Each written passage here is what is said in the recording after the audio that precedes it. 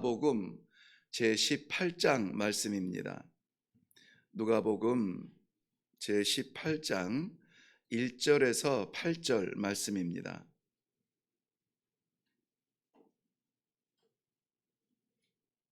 신약성경 125페이지에 있습니다. 찾으셨으면 우리 한 목소리로 읽겠습니다. 시작. 예수께서 그들에게 항상 기도하고 낙심하지 말아야 할 것을 비유로 말씀하여 이르시되, 어떤 도시에 하나님을 두려워하지 않고 사람을 무시하는 한 재판장이 있는데, 그 도시에 한 과부가 있어 자주 그에게 가서 내 원수에 대한 나의 원한을 풀어 주소서 하되, 그가 얼마 동안 듣지 아니하다가 후에 속으로 생각하되, 내가 하나님을 두려워하지 않고 사람을 무시하나 이 과부가 나를 번거롭게 하니 내가 그 원한을 풀어 주리라. 그렇지 않으면 늘 와서 나를 괴롭게 하리라 하였느니라. 주께서 또 이르시되, 불의한 재판장이 말한 것을 들으라. 하물며 하나님께서 그 밤낮 부르짖는 택하신 자들의 원한을 풀어주지 아니하시겠느냐? 그들에게 오래 참으시겠느냐? 내가 너희에게 이르노니 속히 그 원한을 풀어주시리라. 그러나 인자가 올 때에 세상에서 믿음을 보겠느냐 하시니라. 아멘. 우리 먼저 기도하겠습니다. 하나님을 믿습니다 말하지만 그 믿음을 증명할 때가 참으로 드물어진 이 시대입니다. 믿음이 지식이 되었고 믿음이 습관이 되었습니다. 믿음이 이 절절한 가슴 속의 고통을 해결할 수 있는 아버지의 능력이 됨을 알지 못합니다. 이 아침에 부르신 주님의 백성들, 오늘 하루를 살아갈 때에 아버지의 능력 되는 이 믿음으로 살게 하여 주시옵소서. 그 믿음의 현장, 이 기도의 자리에 있게 하신 것은 아버지의 선물인 줄로 믿습니다. 외면하지 아니하고 아멘으로 받아서 오늘도 믿음의 성도들 되게 하여 주시옵소서. 감사드립니다. 예수님의 이름으로 기도하옵나이다. 아멘.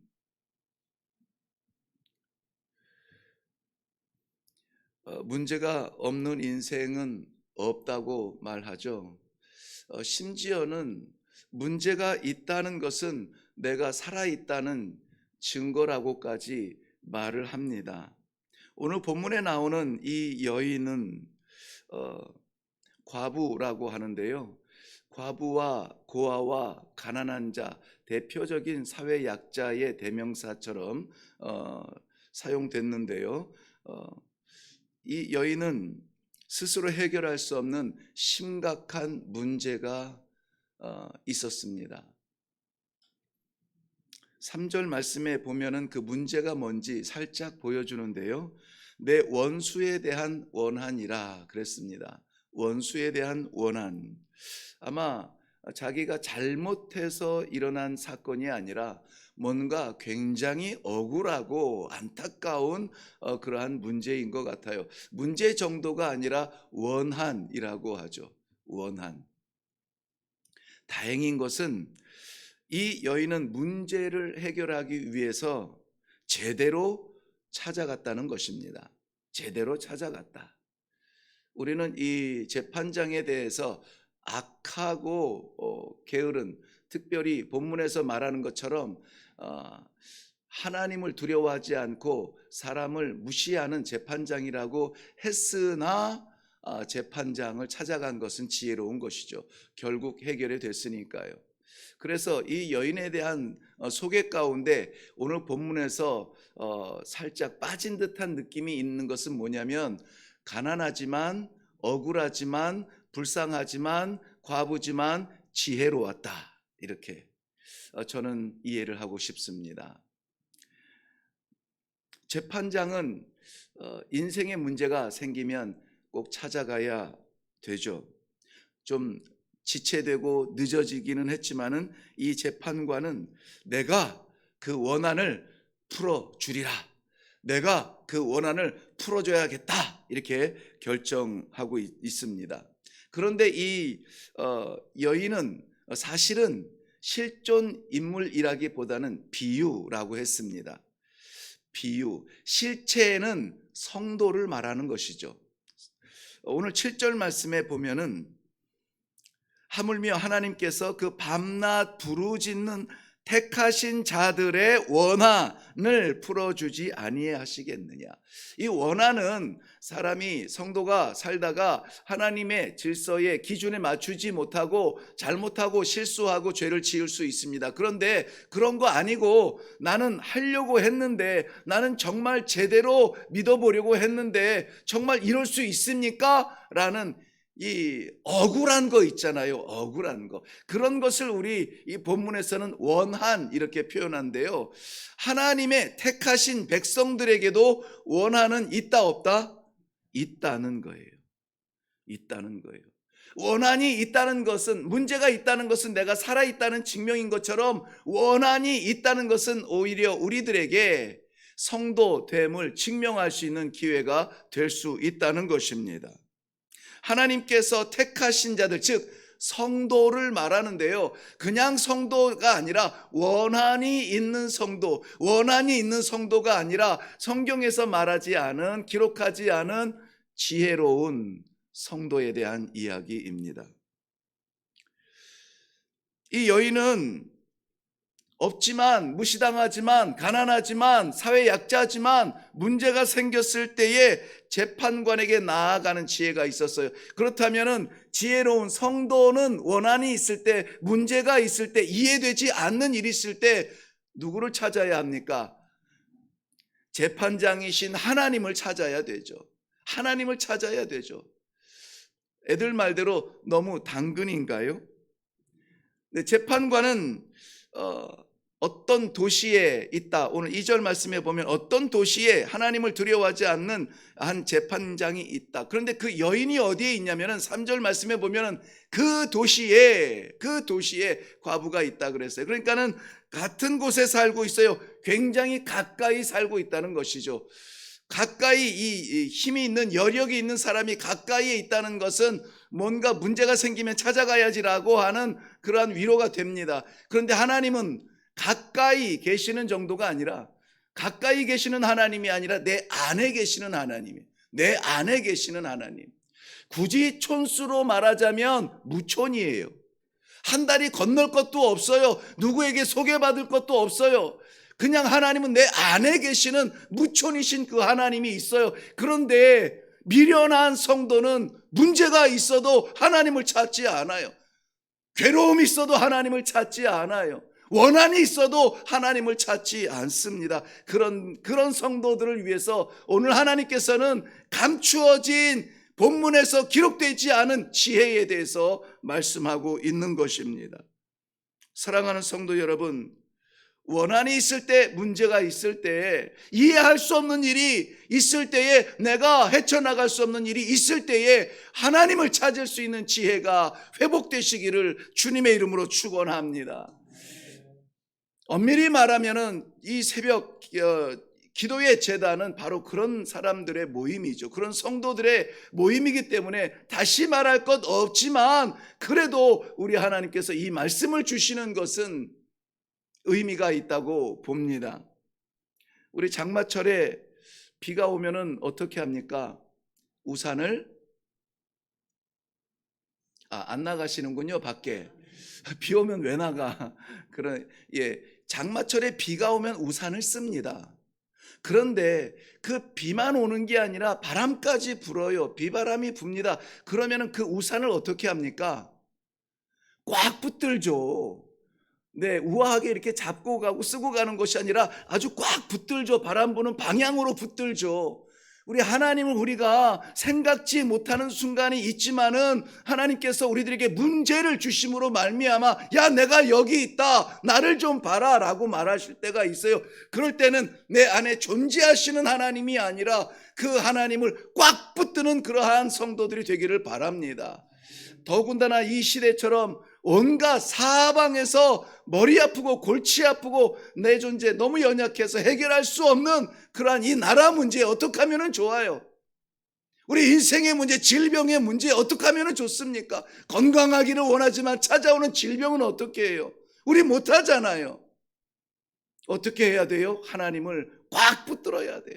하나님 앞에 간절하게 기도할 수 있는 것은 지혜입니다.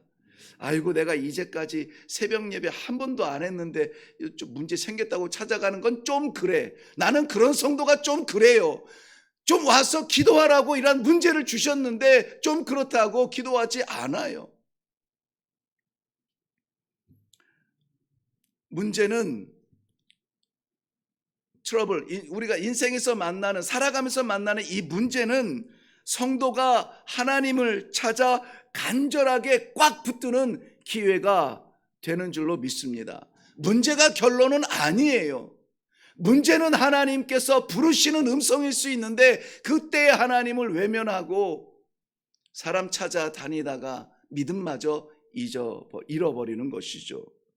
신명기 4장 7절 말씀에는 우리 하나님 여호와께서 우리가 그에게 기도할 때마다 우리에게 가까이 하심과 같이 그 신이 가까이 함을 얻은 큰 나라가 어디 있느냐? 없다. 다른 민족 없다. 이게 유대인들 히브리 민족의 자부심이거든요. 기도할 때마다 응답하는 그런 하나님을 가진 나라가 어디 있느냐? 그걸 자기네들이 큰 나라라고 했습니다. 이 강한 나라, 흔들리지 아니하는 나라. 그런 나라 어디 있느냐? 우리는 하나님께 기도할 때마다 응답받는다. 이런 얘기죠.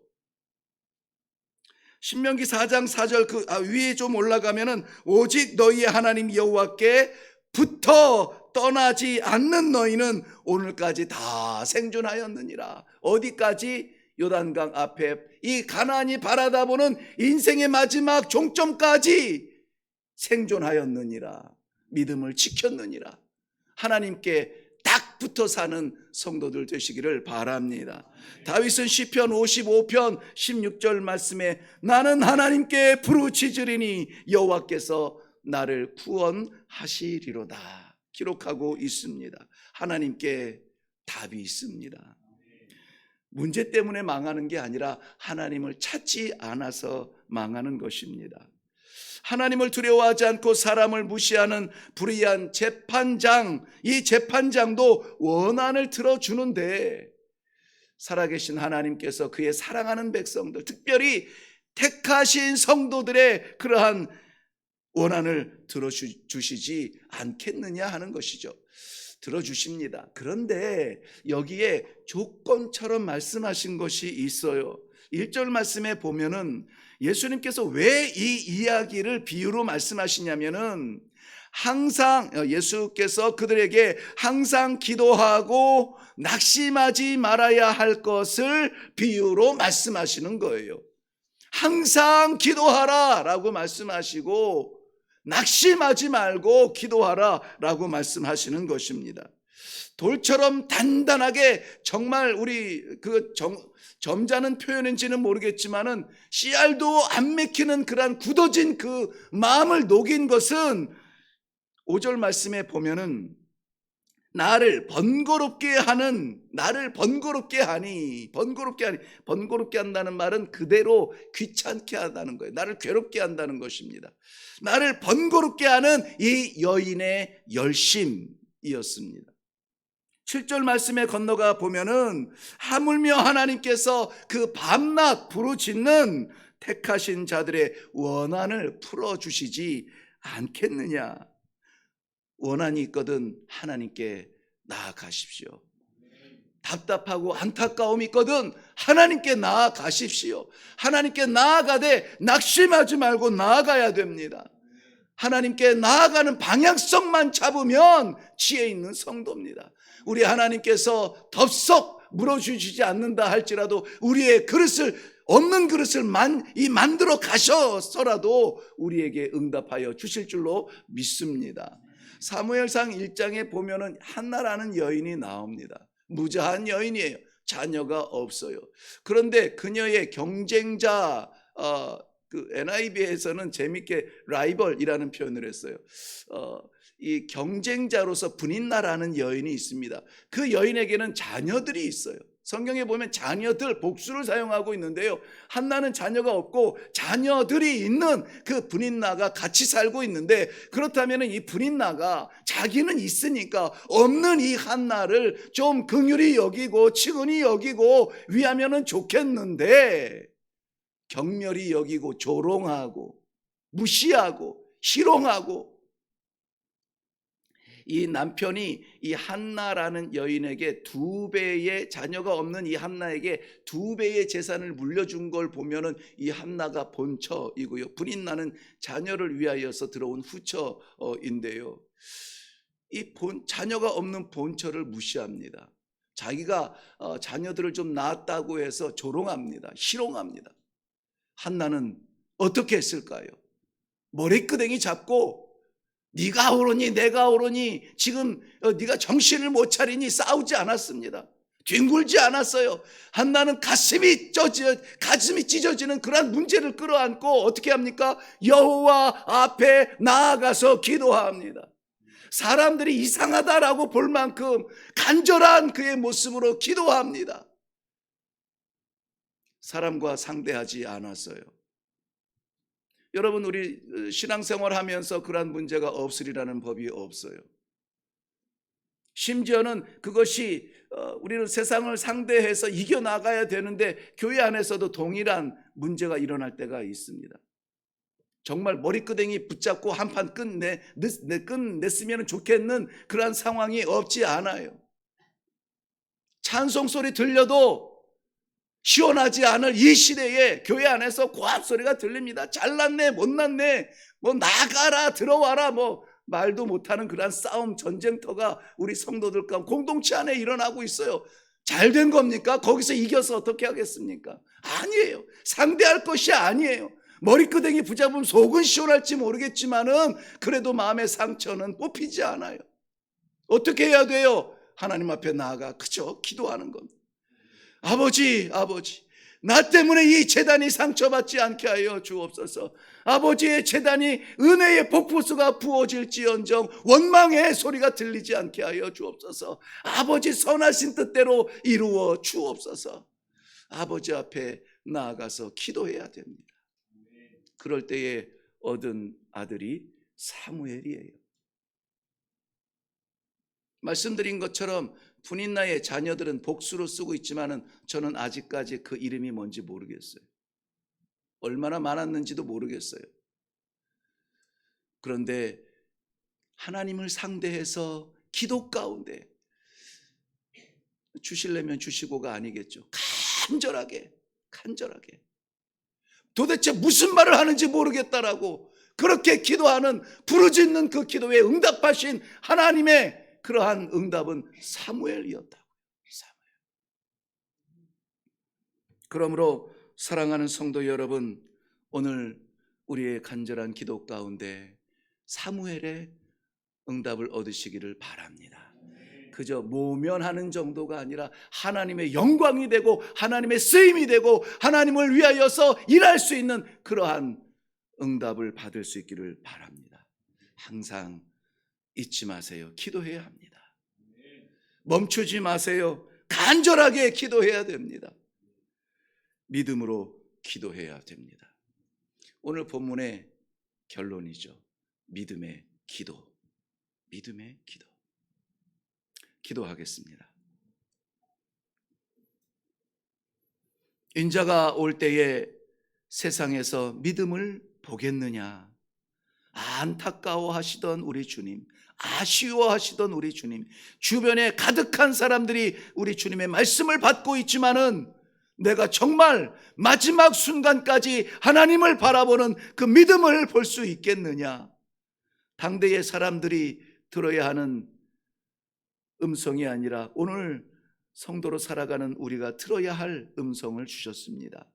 주님, 안타까워서 주님을 봅니다. 답답하여서 주님을 봅니다. 어찌할 수 없어서 하나님 앞에 나와서 기도하는 하나님의 성도들, 그 기도에 응답하여 주시옵소서. 내가 내 원한을 풀어주리라. 우리 하나님께서 시원하게 저희들의 삶의 문제를 거두어 주시고 할렐루야 찬송하는 귀한 날이 되게 하여 주시옵소서. 우리를 짓누르고 억누르고 괴롭히고 혼란스럽게 했던 그 문제가 오늘 해결됨으로 말미암아, 오늘 시원하게 열림으로 말미암아 살아계신 하나님을 의지하고 오직 주만 바라보며 이 믿음으로 끝까지 씨름하는 주의 백성들 승리하는 귀한 하루가 되게 하여 주시옵소서. 감사드립니다. 응답하신 줄로 믿사옵고 예수님의 이름으로 기도하옵나이다. 아멘. 네, 오늘 말씀의 제목 믿음의 기도였습니다. 우리 주님께서 이 시대에 참 찾아보기 어려운 그 믿음의 증거 어디에 있을까요? 기도에 있습니다. 하나님 일촌관계고 내 안에 있고 나를 다 바라다 보시는 아시는 하나님 앞에 우리가 예의 갖출 겨를이 없습니다. 우리 하나님께서 내 연약함을 아시오매 쓰러지지 않도록 강하게 하여 주시옵소서. 나의 부족함을 아시오매 하나님께서 부어주시어서 지혜롭게 하여 주옵소서. 오늘을 사람의 인생으로 살지 아니하고 하나님께서 택하신 백성 성도의 삶을 살 수 있도록 하나님 함께하여 주시옵소서. 우리의 기도의 입술이 마르지 않게 하여 주옵소서. 하나님을 부르는 일에 부끄러워하지 않게 하여 주시옵소서. 오늘도 우리의 마음 열고 입술 벌려 아버지를 부를 때에 응답하여 주실 줄로 믿습니다. 우리 다 같이 기도하고 내려가도록 하겠습니다. 기도하겠습니다.